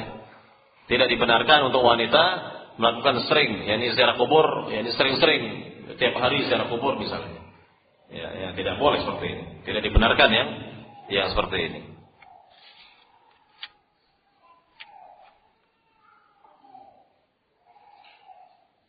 Atau hadits Aisyah, ketika Aisyah bertanya, wahai Rasul, apa yang aku ucapkan ketika aku melakukan ziarah kubur? Apa kata Nabi? Quli, ucapkanlah olehmu, assalamu ala ahli diyar minal mu'minin wal muslimin yarhamullahu al-mustaqdimin minna wal mustakhirin wa inna insyaallah bikumul lahiqun. Ucapkanlah olehmu, yakni kesejahteraan atas penghuni kubur dari kalangan kaum mukminin dan muslimin. Semoga Allah merahmati orang-orang yang terdahulu dari kami dan orang-orang yang terkemudian. Sungguhnya kami insyaallah akan menyusul kalian. Nah, ini pengajaran dari Nabi kepada Aisyah yang mengandung persetujuan bahwa wanita itu boleh melakukan ziarah kubur. Baik, para jamaah yang dimuliakan Allah Subhanahu wa taala, hukum yang berikutnya adalah hukum safar dengan maksud ziarah kubur. Ini ada orang, ya, safar atau mengadakan perjalanan jauh yang tujuannya adalah sekedar ziarah kubur. Mungkin kubur orang tuanya di kampung sana misalnya, kubur saudaranya, kubur familinya, ya. Bagaimana hukum seperti ini? Boleh tidak? Yakni semata-mata safar ini untuk ziarah kubur saja, tidak ada yang lain. Bagaimana seperti ini? Boleh? Menuju kampung halaman, kampung halaman untuk ziarah kubur. Maka yang seperti ini terkena dengan hadis Nabi yang mulia, la tusaddur rihan illa ila thalathi masajid. Janganlah mengadakan perjalanan yang bernilai ibadah kecuali pada 3 masjid. Jadi pada dasarnya tidak boleh. Hukumnya, ya, tidak boleh atau tidak dibenarkan untuk melakukan safar dengan niat seperti ini. Yang benar bagaimana? Kalau seorang safar dengan niat bersilaturahmi kepada famili yang masih hidup di kampung boleh. Nah, sampai di sana baru melakukan ziarah kubur. Nah, ini baru benar. Seperti ini baru dibenarkan. Jadi kalau niat asalnya, niat awal sudah langsung ziarah kubur, nah ini yang terlarang. Berdasarkan sabda Nabi yang tadi, la tusaddur rihal illa thalathi masajid. Janganlah mengadakan perjalanan yang bernilai ibadah kecuali pada 3 masjid. Para jamaah yang dimuliakan Allah Subhanahu wa taala, di sini ada keterangan dari Al-Qadhi Iyad berkenaan dengan hadis yang tadi dibawakan. Beliau mengatakan tidak boleh melakukan safar kepada selain dari 3 masjid tadi, baik bagi yang bernazar maupun bagi yang lainnya. Kemudian Malik bin Anas dan para sahabat yang memberikan keterangan bahwa orang yang bernazar untuk mendatangi Madinah selain untuk sholat di Masjid Nabawi, maka tidak boleh mendatanginya dan tidak boleh menunaikan nazarnya tersebut. Sekalipun nazarnya untuk melakukan ziarah ke makam Baqi atau syuhada Uhud atau kuburan Nabi. Nah, ini tidak boleh. Ini mengadakan perjalanan walaupun sudah bernazar segala misalnya. Ini sudah saya jelaskan dahulu. Berkenaan dengan nazar ini, sebaiknya ketika kita selama hidup di dunia ini, sebaiknya yang terbaik adalah tidak bernazar sama sekali. Ya, tidak bernazar sama sekali. Ini terbaik selama kita hidup di dunia. Baik, para jamaah yang dimuliakan Allah Subhanahu wa taala, hukum yang berikutnya lagi adalah berkenaan dengan ziarah ke tempat para syuhada dan tempat-tempat bersejarah lainnya. Apa hukum ziarah di sini? Kita berziarah dengan niat untuk mengetahui tempat-tempat bersejarah. Misalnya begini, kita menuju Badar. Menuju apa? Badar ini apa? Badar adalah wilayah antara Mekah dan Madinah, namun lebih dekat ke arah Madinah, tempat terjadinya peristiwa besar di zaman Nabi, yaitu perang pertama kali dalam sejarah Islam. Perang pertama dalam sejarah Islam disebut dengan perang Badar. Disebut dengan perang apa? Perang Badar. Ini perang pada tahun kedua Hijriah yang dipimpin langsung oleh Nabi sallallahu alaihi wasallam. Nah, ini ada orang ingin berziarah ke tempat-tempat sejarah seperti itu, bersejarah, atau kemana lagi misalnya, yakni ke negeri Madinah untuk melihat Khandaq, atau maksudnya kalau sekarang Khandaq atau parit memang tidak ada lagi, tapi untuk mungkin untuk mengenanglah sejarah kehidupan para sahabat dahulu yang menggali parit mengelilingi negeri Madinah. Mengelilingi negeri Madinah pada saat terjadi atau sebelum terjadinya perang Parit atau perang Khandaq, perang Parit atau perang Khandaq atau tempat-tempat bersejarah lainnya. Nah, dalam hal ini tentu tidak dibenarkan dan tidak ada contoh. Kita katakan tidak ada contoh dari Rasulullah dan para sahabat untuk mengunjunginya, untuk menziarahinya. Jadi ziarah itu adalah ke tempat-tempat yang disyariatkan. Yang namanya ziarah adalah ke tempat-tempat yang disyariatkan, seperti ziarah ke Masjid Rasul, ziarah ke Masjidil Haram, ziarah ke Masjid Aqsa. Nah, ini baru tempat-tempat yang disyariatkan untuk diziarahi. Tetapi untuk yang lainnya tidak ada, tidak ada keterangan, tidak ada contoh dari Nabi dan para sahabat untuk diziarahi. Para jamaah yang dimuliakan Allah Subhanahu wa taala, ini semua adalah berkenaan dengan pembahasan yang kedua mengenai ziarah kubur. Sekali lagi mengenai ziarah kubur, dan silahkan untuk waktu ke depan, panjang waktu luas ke depan untuk soal jawab dari dua materi yang telah disampaikan lebih khusus, yakni berkenaan dengan takziah dan ziarah kubur. Maka silahkan untuk soal jawab beberapa menit sampai ke depan, silakan untuk soal jawab. Ingin langsung Pak, silakan Pak. Kalau tertulis ini lebih utama. Silakan Pak.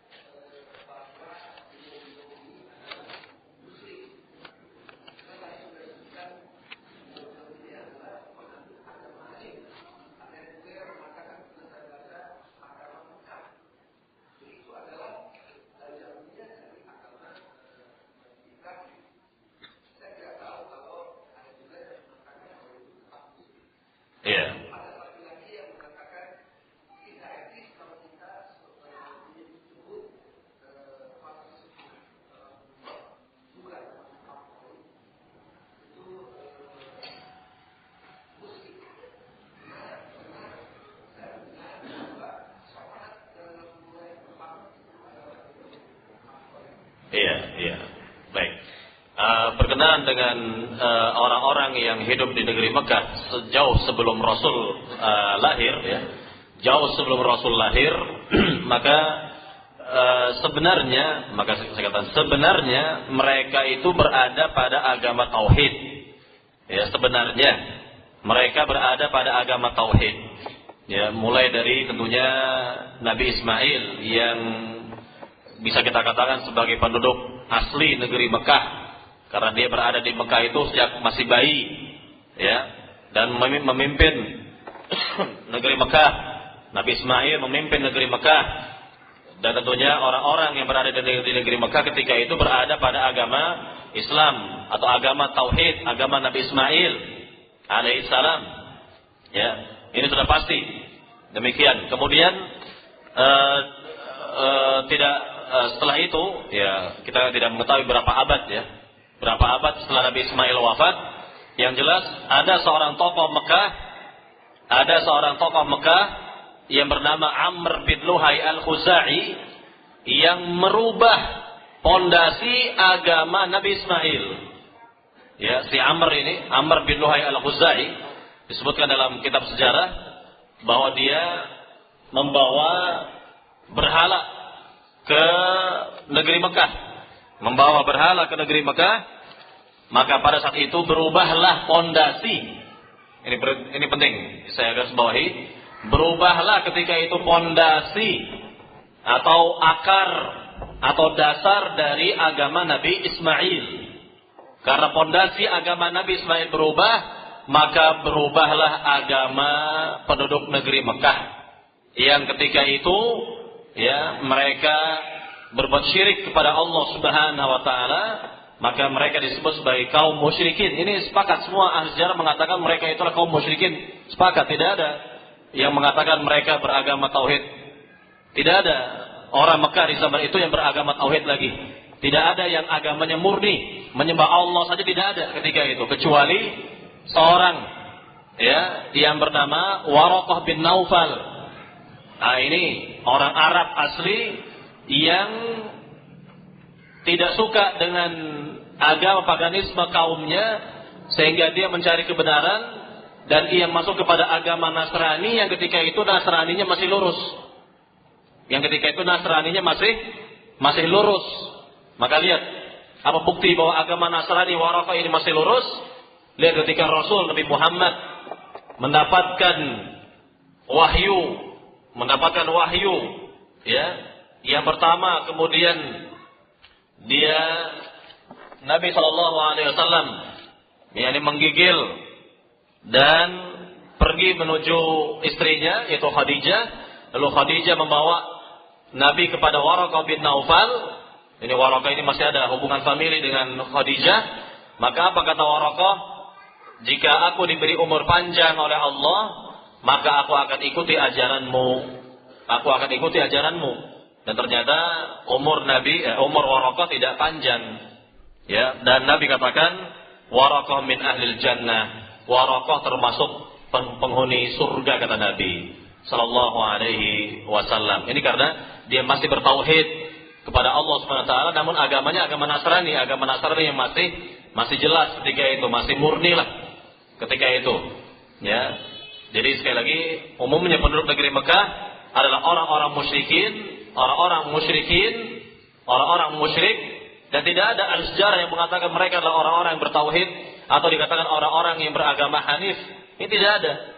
Yang ada mesti kita katakan semestinya mereka ini berada pada agama yang hanif, agama yang lurus, tetapi mereka sudah merubahnya. Makanya Nabi ketika ditanya oleh salah seorang sahabat, di mana keberadaan orang tuamu, maka Nabi menjawab, kedua-duanya di neraka.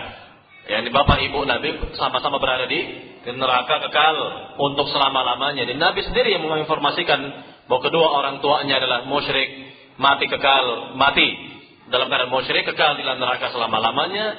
Begitu pula Nabi berlepas diri dari jenazah pamannya, yaitu Abu Talib, yang benar-benar mati dalam keadaan musyrik, dan Nabi sedih dengan kematian pamannya dalam keadaan musyrik.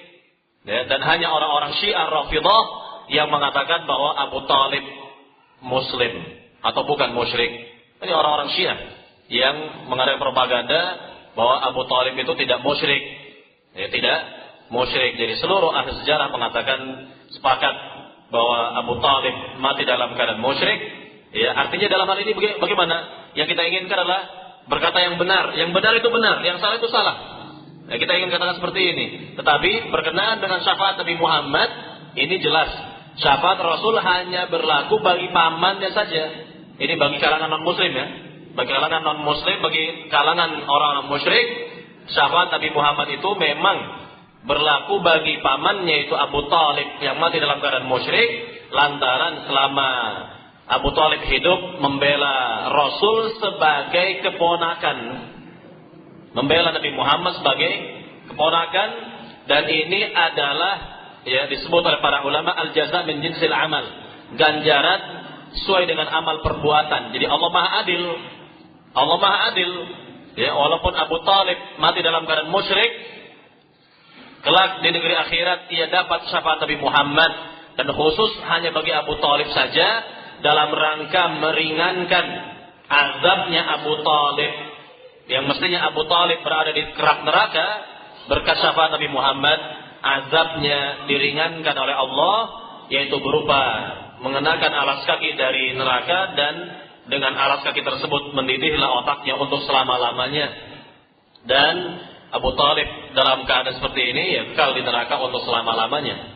Kekal di neraka untuk selama-lamanya. Jadi inilah kebenaran atau yakni akidah Ahlus Sunnah wal Jamaah dalam hal ini berkenaan dengan syafaat Nabi Muhammad, dan syafaat beliau tidak berlaku bagi orang tua beliau, tidak berlaku bagi ibu beliau, tidak berlaku bagi bapak beliau, hanya berlaku kalau untuk kalangan non-muslim, berlaku hanya bagi Abu Thalib saja, karena jasa-jasanya ketika hidup di dunia membela Rasul sebagai keponakan, sebagai keponakan. Nah, inilah baru pengetahuan yang benar. Ini adalah pengetahuan yang benar, saya katakan. Ya, jadi sekali lagi, kalau dikatakan mereka sebagai musyrik, ya musyrik. Kita katakan musyrik, ya musyrik, bukan muslim. Jangan sampai orang musyrik kita katakan muslim, muslim kita katakan musyrik. Jangan. Ya, musyrik ya musyrik, muslim ya muslim. Jadi harus tegas, harus jelas, harus tegas. Dan ini pengetahuan yang benar, pengetahuan Ahlus Sunnah wal Jamaah dalam hal ini. Ya. Ini ada banyak sekali pertanyaan tertulis.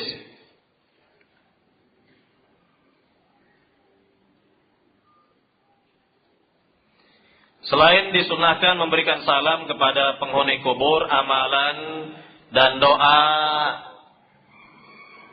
atau amalan apa yang harus dikerjakan pada saat ziarah kubur?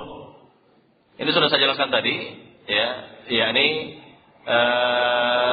tentunya adalah mendoakan si mayit yang kita tuju, mendoakan si mayit yang kita tuju kuburannya itu. Tentunya dengan menghadap arah kiblat, bukan menghadap arah kubur. Menghadap arah kiblat dan tidak melakukan hal-hal yang tidak ada contohnya dari Nabi Sallallahu Alaihi Wasallam.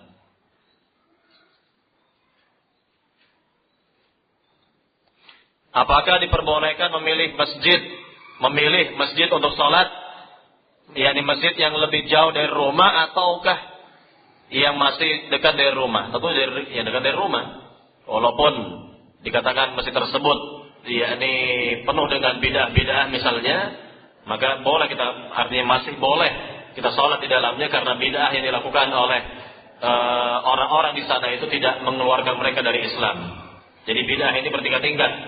Bid'ah itu bertingkat-tingkat. Ada bid'ah yang besar yang mengeluarkan pelaku dari Islam, seperti bid'ahnya Ahmadiyah. Ini jelas mengeluarkan pelaku dari Islam, yang mengeluarkan pelakunya dari Islam. Adapun yang lainnya yang sering kita jumpai, yang sering kita lihat pada sebagian kaum muslimin adalah tidak mengeluarkan mereka dari Islam.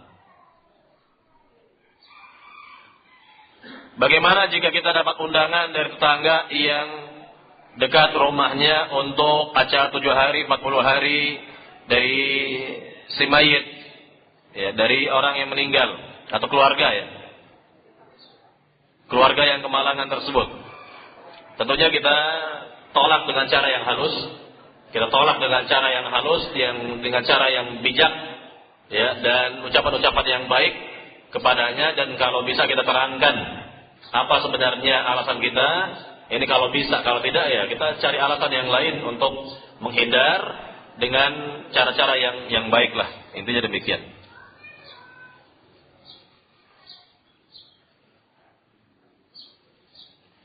Apa bedanya silaturahim dengan ziarah? Sebetulnya dari sisi bahasa ini sama saja sebetulnya. Ya, tetapi silaturahim itu lebih ditujukan kepada orang yang memiliki hubungan keluarga dengan kita. Adapun ziarah adalah lebih umum, kepada orang lain juga dikatakan ziarah. Ya, jadi untuk silaturahim lebih dialamatkan kepada orang yang masih memiliki hubungan darah dengan kita, hubungan keluarga dengan kita. Tapi untuk ziarah ini lebih umum. Ini lebih umum sebetulnya.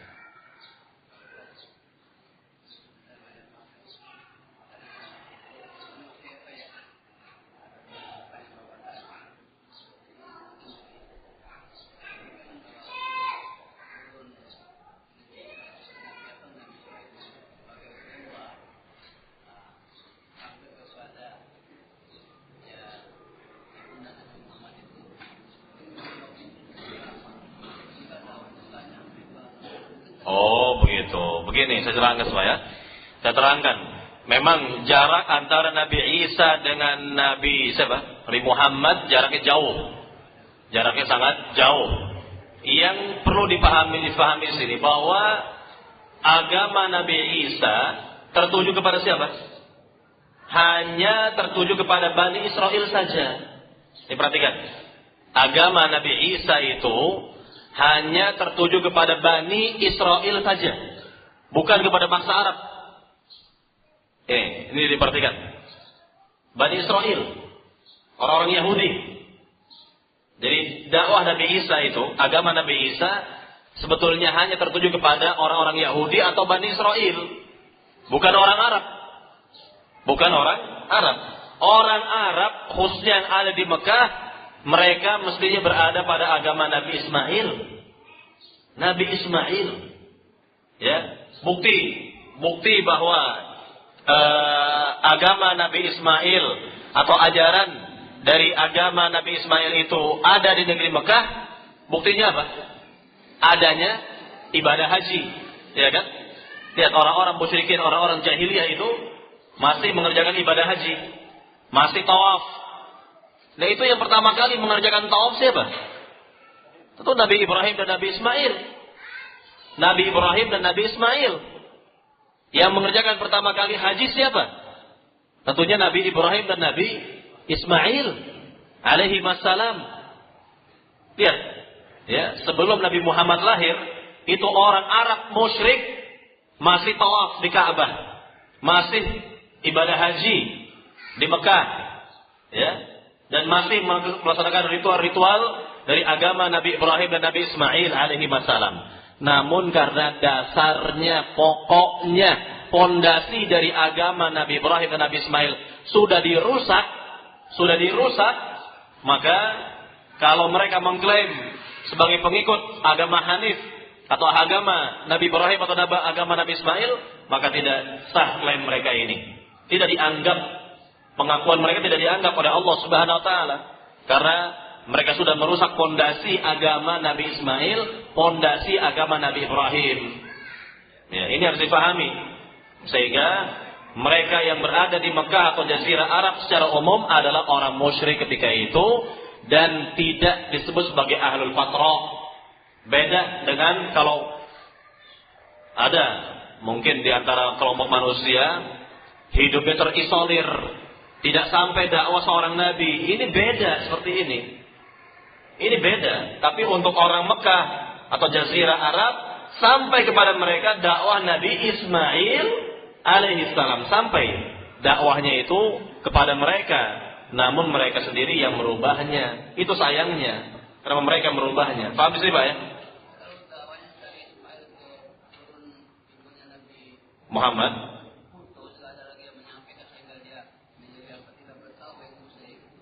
Ada yang menyampaikan.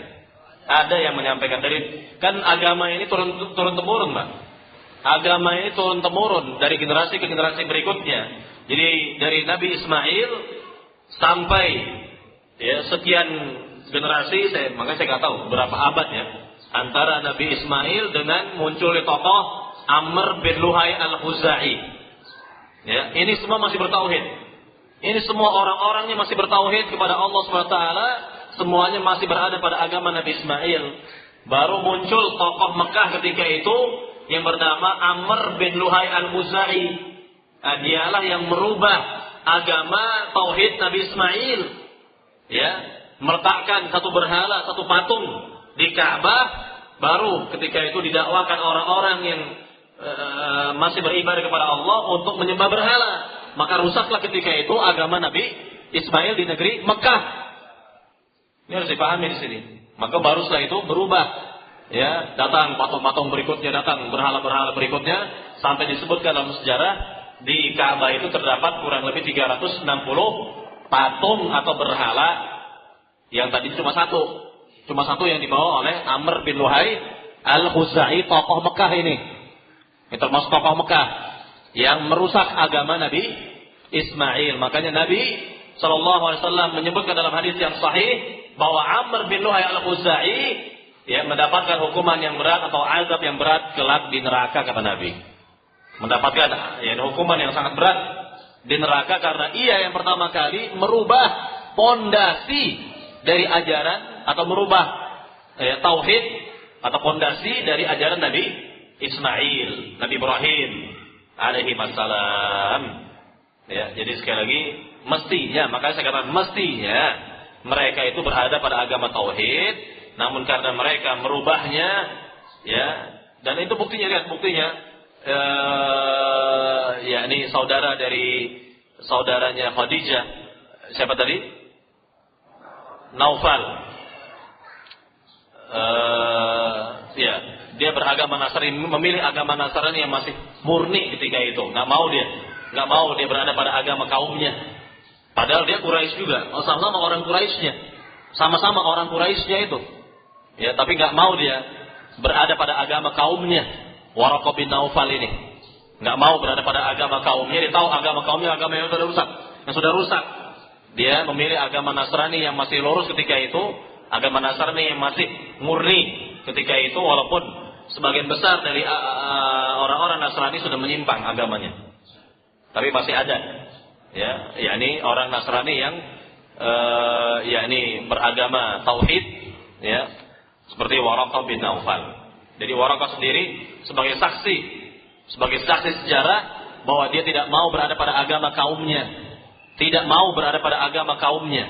Ini orang Arab sendiri, orang Mekah ini, Waraqah bin Naufal. Ya.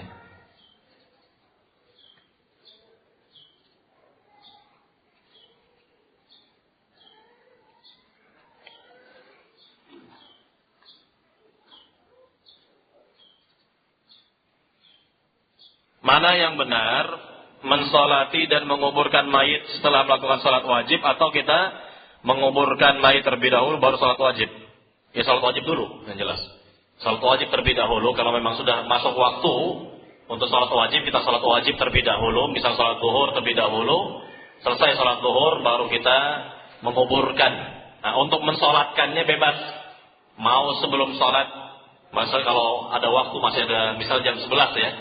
Jam 11 jenazah sudah dikafankan, sudah beres, sudah dikafankan. Ada yang ingin mensolatkan si jenazah di rumah, ya silakan boleh. Atau nanti ingin disolatkan setelah zuhur, sama-sama atau berjamaah di masjid, setelah sholat zuhur disolatkan si jenazah juga boleh. Ya, mungkin di antara orang-orang terlambat datangnya sehingga ingin mensolatkan setelah zuhur, setelah sholat zuhur misalnya boleh. Baru setelah itu dimakamkan. Jadi jangan terbalik. Ya.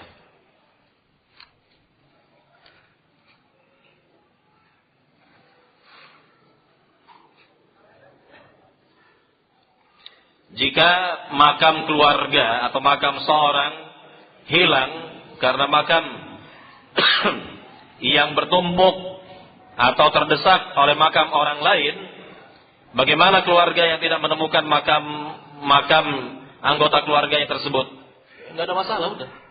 Kalau dikata misalnya hilang, nggak jelas lagi hilang, ya sudah. Artinya kita nggak perlu datang ke sana. Yang jelas kita mendoakan, tetap mendoakan. Yang terpenting itu mendoakannya. Yang terpenting, yang paling penting itu mendoakan si mayit, bukan yakni ziarah ke makamnya. Karena makamnya sudah tidak ada lagi, sudah nggak jelas ini karena sudah bercampur aduk. Apalagi kalau di Jakarta misalnya, kalau makam itu tidak dikontrak, tidak diperpanjang kontraknya, pasti sudah ditimbun dengan yang lain, kan begitu. Nah, yang seperti ini nggak usah menjadi urusan kita.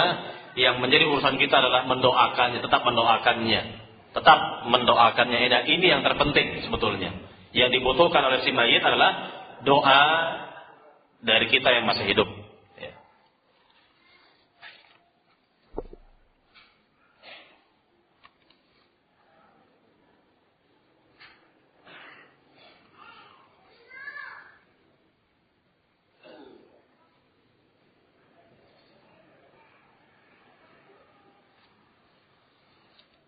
Siapa yang bisa memberikan manfaat kepada si mayit?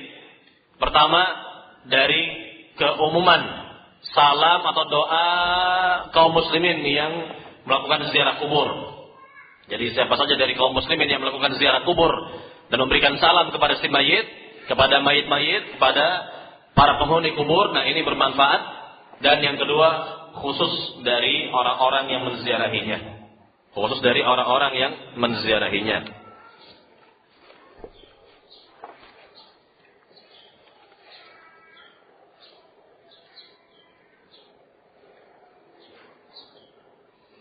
Ada yang berkeyakinan kalau sudah ziarah ke makam wali atau sunan sebanyak 40 kali, maka apa yang diinginkan akan terkabul.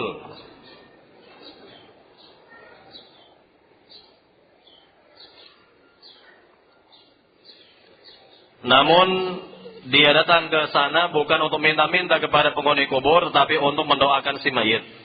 Apakah keyakinan seperti ini termasuk syirik? Ini bid'ah. Ini keyakinan yang bid'ah, yang tidak ada contoh dari Nabi, tidak ada contoh dari Rasul SAW, dan bisa menjurus kepada syirik. Karena diyakini perbuatan-perbuatan seperti ini dapat mengabulkan permintaan. Padahal siapa yang dapat mengabulkan permintaan atau permohonan seorang hamba? Allah Subhanahu wa taala. Allah lah yang dapat mengabulkan permintaan seorang hamba. Allah lah yang dapat memenuhi keinginan para hambanya dan bukan si mayit. Jadi tidak ada hubungan. Tidak ada hubungannya ziarah 40 kali lalu keperluan dapat dipenuhi begitu. Tidak ada hubungannya.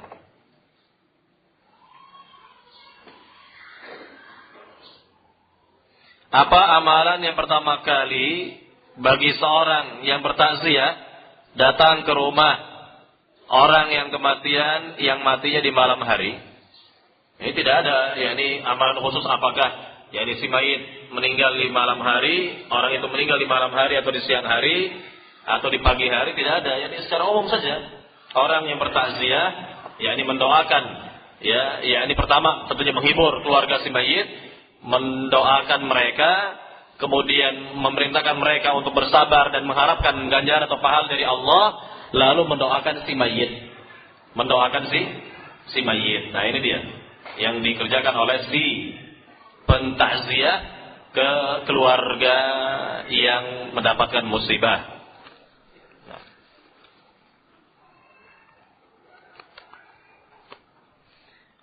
Ada pertanyaan, apakah penghuni kubur dapat melihat dan mendengar doa orang yang mendoakannya? Kita jawab bahwa ahli kubur atau mayit, orang yang sudah meninggal tidak dapat lagi melihat ataupun mendengar doa orang yang mendoakannya. Yang jelas dia akan mendapatkan manfaat. Seperti apa? Contohnya begini. Misal ketika Rasul SAW melewati 2 kubur dari kubur-kubur kaum muslimin, Nabi katakan, innahuma la yu'adzaban. Sungguhnya keduanya sedang disiksa oleh Allah Subhanahu wa taala. Kemudian setelah itu Nabi mengambil pelepah daun kurma, dan ini khusus bagi Nabi ya. Tidak boleh atau tidak bisa dipraktekkan oleh kita. Ini khusus bagi Nabi. Nabi mengambil pelepah kurma yang masih basah dan membelahnya menjadi dua, lalu menancapkannya masing-masing kepada kubur-kubur tersebut, dan Nabi berdoa, ya, semoga azabnya diringankan oleh Allah selama pelepah ini masih basah. Jadi imbas bagi si mayit adalah bahwa siksanya itu diringankan oleh Allah Subhanahu wa taala. Jadi dia nggak tahu siapa yang berdoa itu, siapa yang mendoakannya, siapa yang melakukannya itu, dia tidak tahu. Yang jelas dia merasakan bahwa azabnya ini dikurangi oleh Allah Subhanahu wa taala. Jadi untuk si mayit sudah berlepas dari kehidupan dunianya, dia sekarang berada di alam barzahnya, di alam kuburnya, dan tidak mengetahui, tidak dapat mendengar. Kalaupun dikatakan dapat mendengar, misalnya permintaan dari orang-orang yang meminta kepadanya, maka si mayit tidak akan dapat mengabulkan apa yang diminta. Namun sayang, si mayit tidak dapat mendengar, tidak dapat melihat, ya, tidak dapat mengetahui apa yang dilakukan oleh orang-orang yang masih hidup. Ya. Adapun berkenaan dengan sabda Nabi, apa kata Nabi? Fasallu alayya fa inna salatakum tablughuni haitsu kuntum. Bersalawatlah kalian kepadaku di mana saja kalian berada, karena salawat kalian akan sampai kepadaku. Salawat kalian akan sampai kepadaku di mana saja kalian berada. Nah, ini khusus bagi Nabi karena Allah perintahkan kepada para malaikat untuk berkeliling di muka bumi. Maka Nabi katakan dalam hadis yang sahih, "Inna lillahi malaikatun yasihuna fil ardi yuballighuna salama ummatihi ilaih." Sungguhnya Allah memiliki malaikat-malaikat yang berkeliling di muka bumi, dan merekalah yang akan menyampaikan salam umat ini kepada nabinya di alam kuburnya.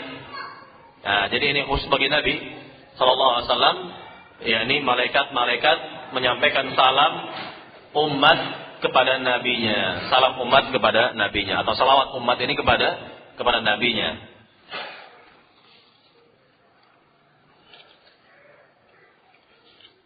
Ada pertanyaan lagi, apakah roh dari orang yang sudah meninggal pada waktu malam Jumat datang kepada keluarganya atau ahli warisnya? Tidak ada lagi contoh seperti ini, nggak ada. Jadi tetap roh tersebut bersama jasadnya di alam kubur. Roh si mayit bersama jasadnya di alam kubur. Dan ini adalah keyakinan Ahlussunnah wal Jamaah yang meyakini pula bahwa nikmat kubur atau azab kubur akan dirasakan oleh roh dan jasad sekaligus.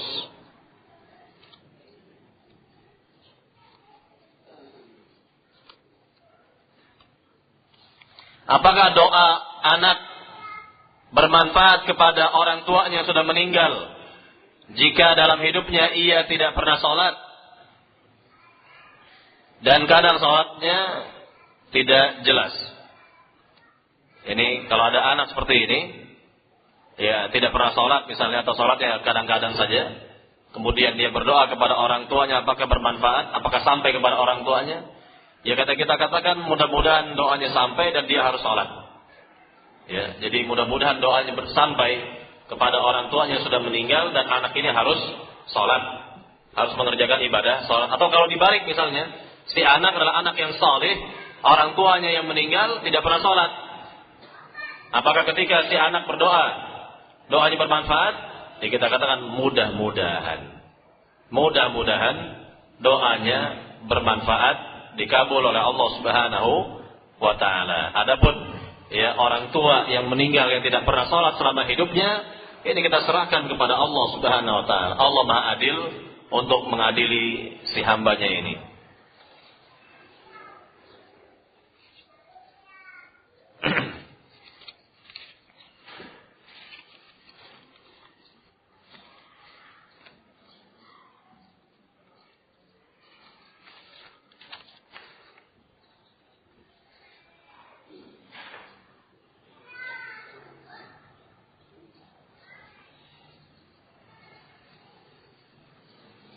Ini banyak pertanyaan.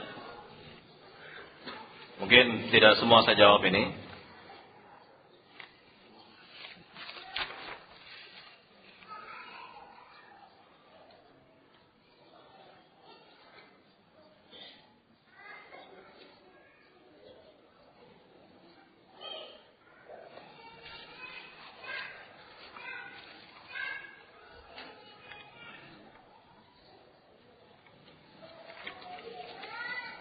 pertanyaan, mungkin pertanyaan yang tidak sesuai dengan materi tidak kita jawab ya, kita tunda terlebih dahulu.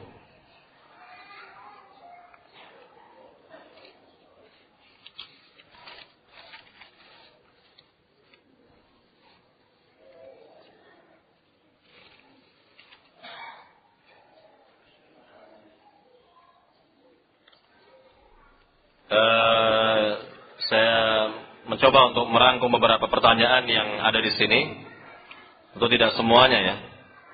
Ya, ini berkenaan dengan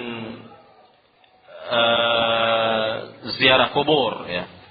Sekali lagi berkenaan dengan ziarah kubur, bahwa ziarah kubur ini hukumnya sunnat. Ya, ziarah kubur ini hukumnya sunnat dan sangat disukai. Tentunya karena dia memiliki hikmah yang besar, yaitu mengingat kematian atau mengingat ya negeri akhirat. Lalu kita bertujuan memberikan manfaat kepada orang yang sudah meninggal, lebih-lebih dari keluarga, dari orang yang kita cintai seperti orang tua atau saudara kita atau siapa saja dari famili kita yang meninggal, maka kita memberikan manfaat kepada mereka dengan cara mendoakannya. Ya, dengan cara mendoakannya, dan juga tentunya ketika kita melintas dari kubur-kubur kaum muslimin, kita doakan mereka dengan doa atau salam yang tadi telah kita ungkapkan beberapa riwayat yang sahih, ya, maka silahkan untuk mengamalkannya. Lalu tentunya berkenaan dengan kehidupan di alam barzah atau kehidupan di alam kubur, jelas berbeda dengan kehidupan di dunia ini, sudah pasti berbeda dan terputus sudah amal-amal orang yang meninggal, sebagaimana Nabi bersabda, "Idza mata ibnu Adam inqata 'amaluhu illa min ihda thalat." Apabila manusia meninggal, maka terputuslah seluruh amal-amalnya kecuali tiga hal. Yang pertama apa? Ilmu yang bermanfaat. Yang kedua, sedekah jariyah, dan yang ketiga doa anak yang saleh yang mendoakannya. Ya, jadi kalau manusia meninggal terputus semua amal-amal kecuali tiga hal tadi. Ya, jadi sekali lagi tidak ada yang bermanfaat bagi mayit kecuali tiga hal yang tadi disebutkan: ilmu yang bermanfaat, atau sedekah jariyah, atau apa tadi? Doa anak saleh yang mendoakannya.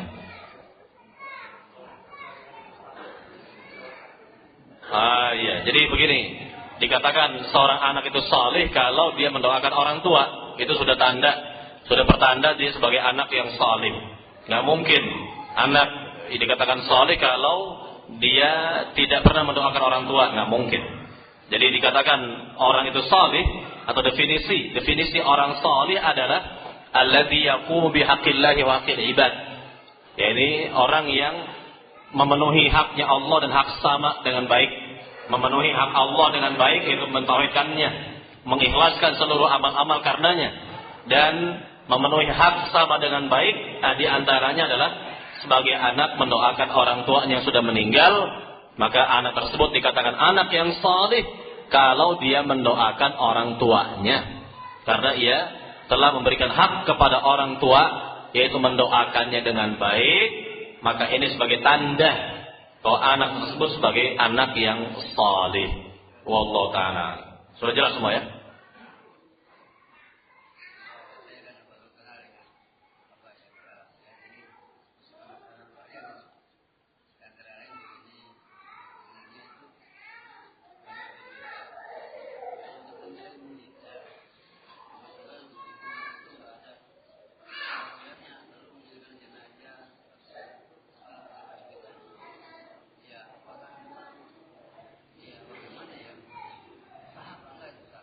Iya, mudah-mudahan sah. Namun yang terbaik, Bapak bisa tulis wasiat. Bapak tulis wasiat bahwa yang berhak menyelenggarakan jenazah saya si fulan yang mengetahui sunnah Nabi SAW. Misalnya seperti itu.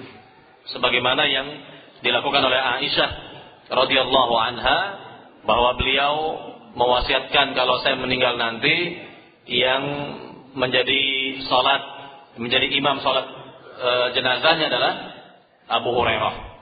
Abu Hurairah, ini Aisyah mewasiatkan seperti itu, dan boleh seorang menulis wasiat ini dalam wasiatnya, dan disaksikan lagi lebih baik oleh yang lain dalam wasiatnya ini, bahwa kelak kalau saya meninggal nanti, yang mensolatkan jenazah saya atau yang mengurus jenazah saya adalah si fulan, karena dia lebih tahu tentang sunnah Nabi dalam hal ini. Nah, ini boleh.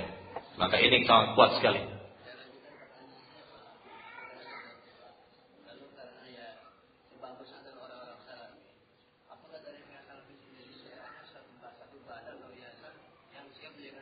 Sebetulnya hal ini nggak perlu satu yayasan, nggak perlu adanya satu yayasan atau lembaga atau yang resmi-resmi, nggak perlu sebetulnya, karena semua dituntut untuk bisa, semua dituntut untuk bisa untuk menyelenggarakan jenazah. Jadi dan juga jangan ada semacam